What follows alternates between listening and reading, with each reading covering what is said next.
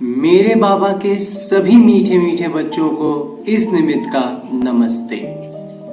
आज की मुरली से बाबा ने जो मोतियां लुटाई हैं उसे सभी मीठे मीठे बच्चों ने अपने संस्कार अनुसार, अपने स्वस्थिति और परिस्थिति अनुसार मोतियां तो चुन ली है ना। चलिए अब आगे अपने पुरुषार्थ को तीव्र करने के लिए, तीव्र पुरुषार्थी बनने के लिए और बुद्धि रूपी कलश को ज्ञान रूपी माखन से भरने के लिए शुरू करते हैं मुरली का मंथन।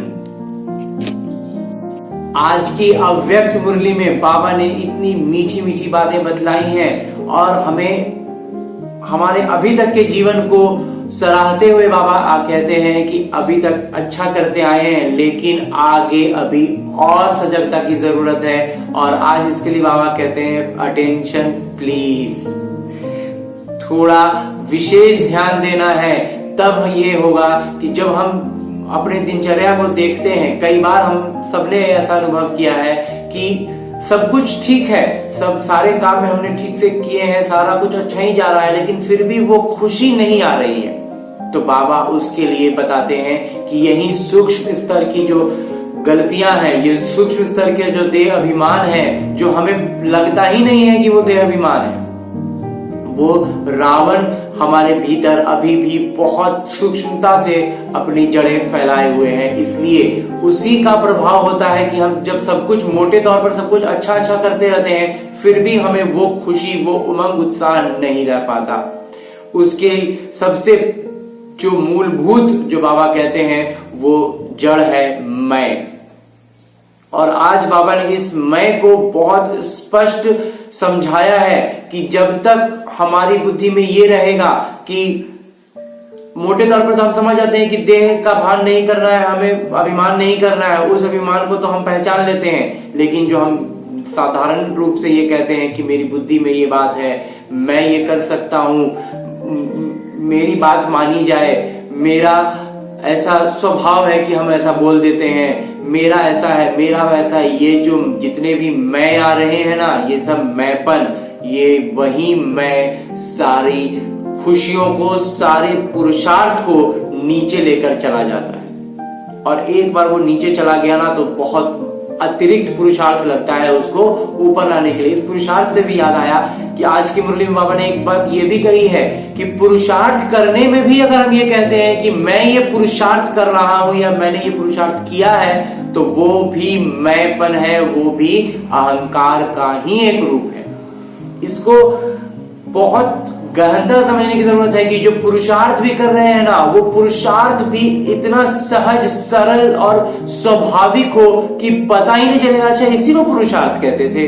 तो ये जब स्थिति हो हमारी, ये अवस्था में जब होंगे, तब हम समझें कि हम वास्तविक रूप में पुरुषार्थी हैं, पुरुषार्थ करके आगे बढ़ रहे हैं। और अगर इस मैं में उलझे हुए हैं कि मैंने ये किया है, मैंने इतना किया है, हम तो इतना पुरुषार्थ करते हैं, सब तो इतना कर भी नहीं पाता, हम इतना कर लिया, हम वो किए, हम ऐसा किए, हम वैसा किए, अगर इनकी गिनतियां आपके पास हैं तो आप एक अच्छे सही पुरुषार्थी नहीं है। ये बाबा आज बहुत स्पष्ट समझाया है बाबा ने। इस मैं के नशे को कैसे ठीक करें? बाबा कहते हैं दिन भर में कम से कम बोलते नहीं भी हो तो सोचते तो जरूर हो 25-30 बार कि मैं ये करूंगा, मैं ये करूंगी, मैंने ये सोचा है, मुझे ये ऐसा लगता है, मुझे ये करना चाहिए, मैं ये कर सकता हूं, मैं ये करूंगा। सोचते तो 25-30 बार आराम से है दिन भर में। तो ये जो उस मैं, जब भी ये मैं याद आए ना, तो बाबा कहते हैं तुरंत उसके पीछे ये चिपका दो कि मैं कौन। ये जो मैं कह रहे हैं, ये मैं कौन? मैं आत्मा, मैं निराकारी आत्मा। तो बाबा कहते हैं जब जब वो मैं याद आए, जब जब मैं के साथ कुछ भी करें, तो उस मैं के पीछे पीछे एकदम सटा दें उसको, मतलब ऐसा कर दें कि वो मैं निकलेगा तो बुद्धि पूरी मतलब प्रकाशमान हो जाएगी, चुंधिया जाएगी, चौक मतलब जो कहते हैं ना पूरा लाइट से भर जाएगा, प्रकाशमय हो जाएगा। जैसे ही मैं शब्द निकला तुरंत बुद्धि पूरा एकदम कौंध जाएगी बुद्धि में कि मैं एक निराकारी आत्मा। ये मैं शब्द मन में विचार में भी आया तो साथ साथ ये भी आए कि मैं कौन, मैं निराकारी आत्मा। क्योंकि बाबा ने उसको भी स्पष्ट किया है कि मैं जो आत्मा है ये शरीर का आधार लेकर के कोई भी कर्म कर रहा है, कर्मों के बंधन में इसलिए बाबा नहीं बंधने कहते हैं क्योंकि ये शरीर का आधार लेकर के, जैसे परमपिता परमात्मा आधार लेके हमें समझा रहे हैं, हमें बतला रहे हैं, वैसे ही हम भी शरीर का आधार लेकर के कर्म बंधनों से मुक्त होना है। हमें फिर शरीर को ही मैं मान लेंगे, शरीर से ही करने लगेंगे तो फिर कर्म के बंधनों में बंध जाएंगे।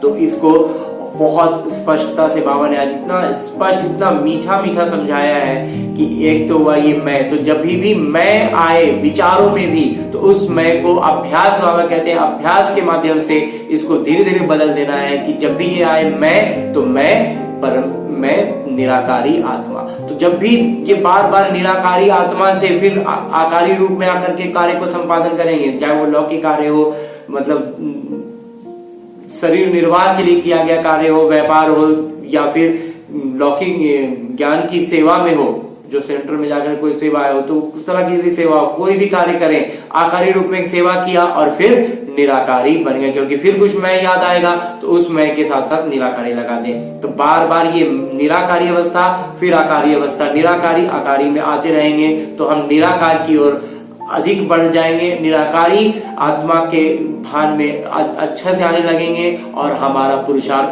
तीव्र होता जाएगा। और जितना ज्यादा हमारा पुरुषार्थ तीव्र होगा तो हमारे लिए स्वाभाविक होता जाएगा, क्योंकि बार बार हम निराकारी अवस्था में हैं, बार बार आकारी में आकर के काम करते हैं, फिर निराकारी में चले जाते हैं। तो ये निराकारी अवस्था जो होगी तो हम भरपूर होने लगेंगे, हमें निर्माणता की अवस्था में आ जाते हैं। और जितना ज्यादा बाबा कहते हैं, कल की मुरली में भी बाबा ने कहा था, निर्माणता अधिक होगी, जितना ज्यादा निर्माणता होगी उतना ज्यादा महानता बढ़ती जाएगी। नया नया बात करते जाएंगे तो उनमें स्वाभाविक रूप से ये होना ही है। जितना ज्यादा निरहंकारी होंगे, जितना ज्यादा आत्मिक रूप में रहेंगे निरहंकारी होंगे, जितना ज्यादा निरहंकारी होंगे उतना ज्यादा महान निर्माणता आएगी, और जितना ज्यादा निर्माणता आएगी उतना ज्यादा महानता आएगी। और ये हमारा स्वभाव जो है वो, ये हमारा स्वभाव स्वाभाविक बन जाए। बस इतना ही आज बाबा ने बहुत सारी बातों में बताई, उनमें से ये 3 बातें आज सबसे प्रमुख थी।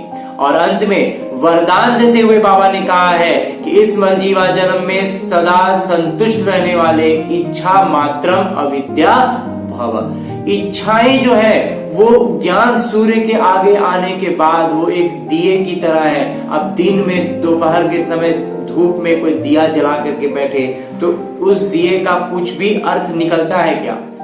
कुछ भी अर्थ नहीं समझ में आएगा। वैसे ही हमारी इच्छाएं उतनी ही हैसियत रखती हैं इस ज्ञान सूर्य परमपिता परमात्मा के सम्मुख। तो इस दिए का कोई अर्थ नहीं रह जाता है। इससे बाबा कहते हैं कि ये जो मरजीवा जन्म का मतलब ही यही है, जैसे ही ज्ञान में आए इस लौकिक जन्म की कोई भी इच्छाएं कुछ भी बाकी न रह जाए, रह भी गया तो उसका कोई अर्थ न रहे। अच्छा, मुरली मंथन से इस निमित्त द्वारा ये था थोड़ा सा माखन। ओम शांति। मेरे बाबा के सभी मीठे मीठे बच्चे उठते बैठते चलते फिरते काम करते सोते जागते करते रहे मुरली का मंथन। बढ़ेगा बुद्धि रूपी कलश में ज्ञान रूपी माखन।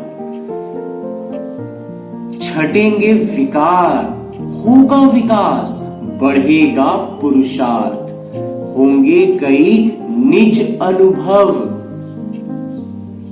सहज होगी बाबा की याद, रहेगा अगली मुरली का इंतजार। तब तक सदा है सर्वदा है मेरे बाबा का प्यार। ओम शांति।